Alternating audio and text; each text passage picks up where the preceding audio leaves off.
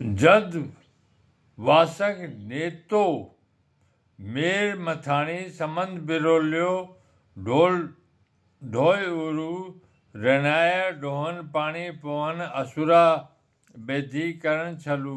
देव दानवों ने मिलकर समुद्र मंथन द्वारा अमृत प्राप्ति का प्रयत्न किया था।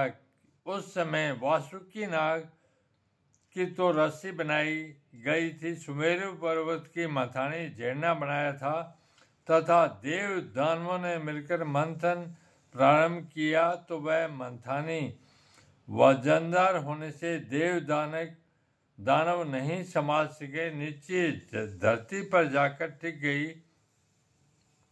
तब दोनों पक्षों ने जाकर भगवान विष्णु से पुकार की थी। उस समय भगवान विष्णु ने कछुए का रूप धारण करके सुमेरु रूपी मंथानी को उठा लिया था। फिर मंथन कार्य चलने लगा।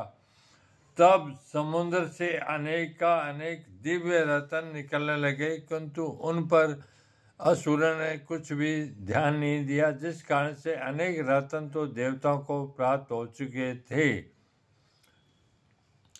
14वां रत्न अमृत निकला, जिसके लिए देव दानव आपस में बंटवारा नहीं कर सके।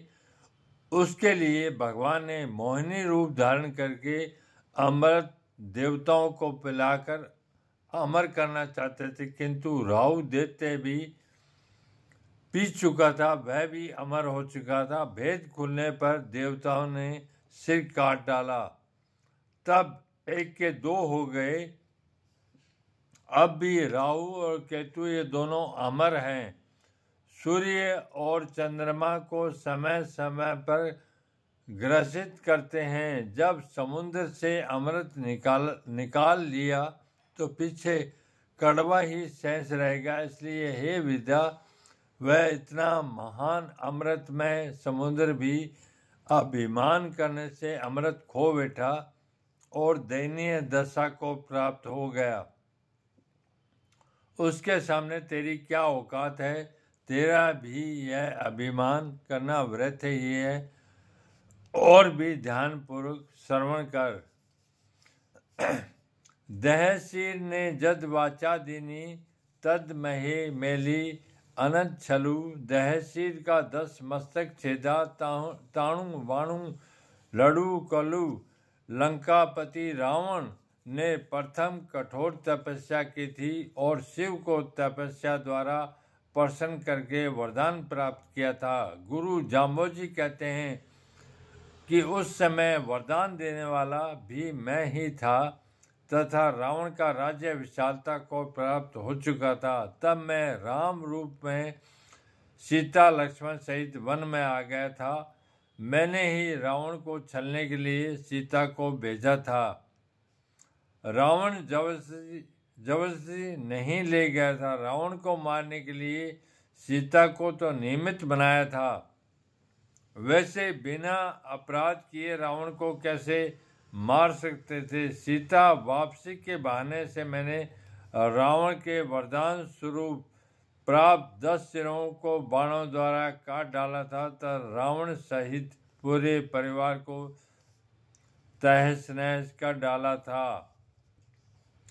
सोखा बाणु एक बखाणु, जाका बहु परमाणु, निश्चय राखी तास बलु। जब रावण को मारने के लिए चढ़ाई की थी तब बीच में समुद्र आ गया। 3 दिनों तक प्रतीक्षा करने पर भी वह दुष्ट नहीं माना। तो फिर धनुष पर बाण का संधान कर लिया और उसे सुखाने का विचार पक्का हो गया था। उस समय समुद्र अपनी शर्ता भूलकर हाथ जोड़कर सामने उपस्थित हुआ। इसका बहुत प्रमाण है। यदि तुझे विश्वास नहीं तो शास्त्र उठाकर देख ले। उस 60 समुद्र तर रावण ने अपना बल निश्चय ही तोल करके देखा था तथा उस अभिमान के बल पर ही गर्व किया करते थे, किंतु उन दोनों का ही गर्व चूर चूर कर डाला था। हे विद्या, तब रावण एवं समुद्र का अभिमान स्थिर नहीं रह सका। अहंकार के कारण दोनों को लज्जित होना पड़ा। तो तेरी कितनी सी औकात है, किसके बल पर तू अभिमान करता है।